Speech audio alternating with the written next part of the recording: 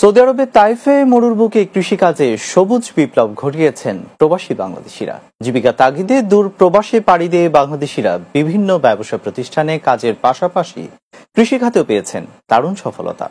তারা তাইফ শহরে পাহাড়ের উপর মরুভূমির মাটিকে পরিণত করেছেন উর্বর ও চাষযোগ্য। আমাদের জেদ্দা প্রতিনিধি সাইফুল রাজীবের প্রতিবেদন, জানাচ্ছেন নাজিয়া আফ্রিন্ডিয়া। সৌদি আরবে অন্যান্য শহরের তুলনায় বেশি মাজরা রয়েছে তায়েফ শহরে। তায়েফের মাটি উর্বর ও ঠান্ডা আবহাওয়ার কারণে সেখানে আবাদ করা হয় বিভিন্ন ধরনের শাকসবজি ও ফলমূল। আর যে স্থানে এই কৃষিকাজ করা হয় তাকে সৌদি আরবে বলে মাজরা, যার বাংলা অর্থ বাগান।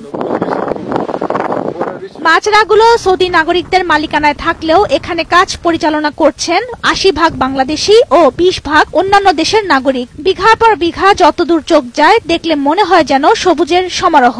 এখানে উৎপাদিত হচ্ছে দেশের চাহিদার ৭৫% সবজি ও ফলমূল।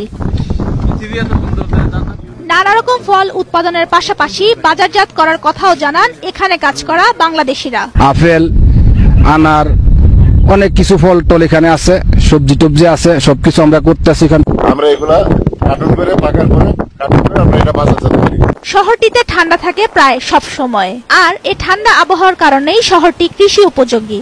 যে জায়গাটায় থাকি জায়গাটা খুব ঠান্ডা, বরফ আপনারা দেখতে পারতেছেন মনে হয়, খুব ঠান্ডা এখানে। এখানে শীতের শেষ মৌসুম আর কি, যা হয় আর কি এই সময় এখন নেই।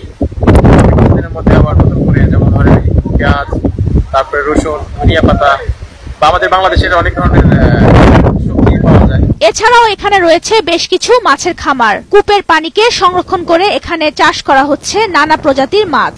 তায়েফের মেইন শহর থেকে ৪০ কিলোমিটার দূরে আল সাফা নামক জায়গায় রয়েছে বাংলাদেশিদের বেশ কিছু মাজরা, যেগুলোতে কাজ করেন অনেক বাংলাদেশি শ্রমিক।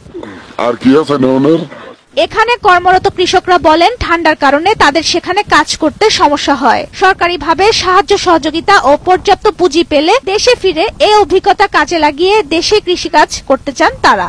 দেশের লাগি দুইলা বাতের জন্য, নিজেকের জন্য এখানে এসে আমরা পয়দা রয়েছি, কষ্ট কান্না করতেছি। এখন আমরা যদি বাংলাদেশের জায়গা, এখন তো আমাদের দেশ না, আমরা আজীবনে থাকতে পারবো না। বাংলাদেশে আমরা কাজকে দেখাইতে হবে, তো কাজ করবো।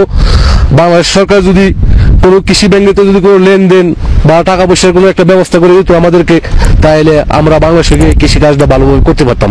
Desk report, Bangla TV.